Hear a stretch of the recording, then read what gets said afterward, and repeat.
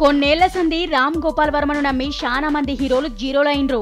రాను రాను రాజుగుర్రం గాడిదైనట్టు వర్మ సినిమాలలో రాను రాను క్వాలిటీ కూడా దారుణంగా పడిపోయింది. గత కొన్నేళ్లలా ఆయన ఎసొంటి సినిమాలు తీసిండో అందరికెరికే. నడిమిట్లా కిల్లింగ్ వీరప్పన్ సినిమాతో మాత్రం జరంత పర్వాలేదనిపించిండు. ఇసొంటి బ్యాడ్ టైంలా అమితాబ్ బచ్చన్ మాత్రం ఎంతో డేర్ చేసి ఆర్జీవితోని సర్కార్ 3 సినిమా చేసిండు. ఆయన తప్పించి బడా స్టార్ హీరోలెవరు గినతోని సినిమా చేయరనుకున్న ఈ టైంలా మలయాళ సూపర్ స్టార్ మోహన్ లాల్ మాత్రం వర్మ ఛాన్స్ ఇస్తే ఆయన డైరెక్షన్ లా యాక్ట్ చేయడానికి రెడీ అని రీసెంట్ గా ఒక ఇంటర్వ్యూలో చెప్పిండు. ఎరేటి యాక్షన్ తోని కంప్లీట్ యాక్టర్ గా నామ్ కమాయించిన మోహన్ లాల్ సౌత్ లో ఉన్న అన్ని భాషలలో నటించిండు.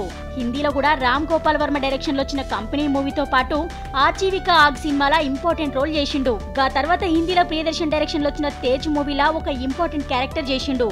గా తర్వాత లాల్ హిందీ వైపు తొంగి చూడలేదు. ప్రస్తుతం ఆర్జీవి సర్కార్ 3 మూవీతో బిజీగా ఉన్నాడు. గా తర్వాత 340 కోట్ల భారీ బడ్జెట్ తోని న్యూక్లియర్ సినిమా చేయడానికి రెడీ అవుతుండు. అటు మోహన్ లాల్ కూడా గాయన సినిమాతో పాటు 1000 కోట్ల మహాభారతం సినిమా చేయడానికి రెడీ అవుతుండు. ఇసొంటి టైంలా మోహన్ లాల్ కోరిక ఎప్పటికి నెరవేరుతుందో చూడాలి. ఏమైనా వరుస సక్సెస్లతో ఫుల్ స్వింగ్ లో ఉన్న మోహన్ లాల్ ప్రస్తుతం వరుస ఫ్లాప్లున్న ఈ లెజెండరీ డైరెక్టర్ తో పని చేయాలని చెప్పుడు చూసి ఫిల్మ్ ఇండస్ట్రీ జనాలు మస్తు పరేషాన్ అవుతుండ్రు.